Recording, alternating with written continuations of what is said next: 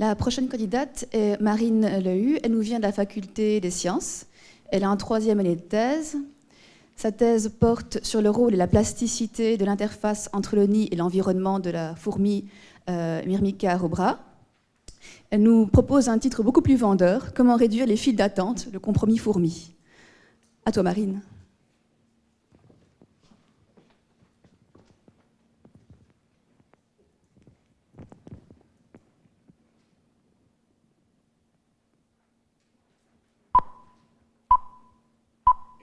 Je sais pas vous, mais moi, j'aime pas attendre.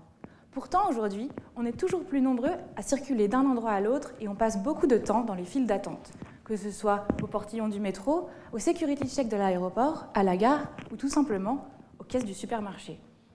Ce que ces endroits ont en commun, c'est qu'il s'agit de lieux de transition, où l'on doit faire passer rapidement un maximum de personnes tout en les contrôlant. On a donc un compromis à faire entre beaucoup de points d'accès pour faciliter la circulation des gens et peu de points d'accès pour un contrôle plus assidu impliquant un minimum de gardiens.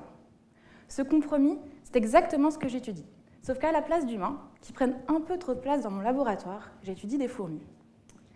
Les fourmis ont plus de 150 millions d'années d'évolution et forment des sociétés de milliers d'individus. On en trouve partout et il en existe des milliers d'espèces différentes. Cette conquête démontre un mode de vie plutôt au point. Elles sont capables de résoudre toutes ensemble des problèmes que nous, humains, avons du mal à résoudre. Moi, ce qui m'intéresse vraiment de comprendre, c'est exactement ce qui se passe aux entrées de la fourmilière. Le travail des fourmis, c'est d'aller chercher à manger et de le ramener au nid. Alors, est-ce que plus de portes permettent plus d'allées et venues et donc facilitent la récolte? Ou bien est-ce qu'au contraire, cela perturbe la communication entre les fourmis?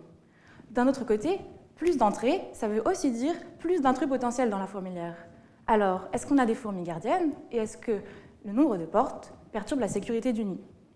La fourmilière, comme pour nos gares ou nos aéroports, doit faire un compromis entre efficacité et sécurité, entre sa connexion avec l'environnement et la perméabilité du nid aux intrus. L'emplacement, le nombre et la taille des portes sont donc cruciaux pour la survie de la colonie. Pour comprendre comment les fourmis s'y prennent, j'ai en ce moment dans mon laboratoire plusieurs dizaines de colonies de fourmis que j'ai placées dans des nids transparents avec des petites portes amovibles que je peux ouvrir et fermer à ma guise. J'observe les fourmis et je les filme dans différentes conditions. Les premiers résultats de mon travail montrent que du point de vue sécurité, les fourmis qui gardent les entrées se relaient aux portes et prennent chacune leur tour de garde. Du point de vue de la récolte, j'ai montré que plus j'ouvrais de portes, plus il y avait d'allées-venues par les fourmis. Et donc, ce qui était bizarre par contre, c'est qu'elles ne consommaient pas plus de nourriture. Alors, ce n'est pas forcément plus efficace d'avoir plus de portes ouvertes. C'est un peu comme si vous aviez une gare avec plein d'entrées. Vous arriveriez plus vite à l'intérieur, mais par contre, vous croiseriez tellement de monde dans le hall de la gare que vous n'arriveriez pas plus vite à votre train.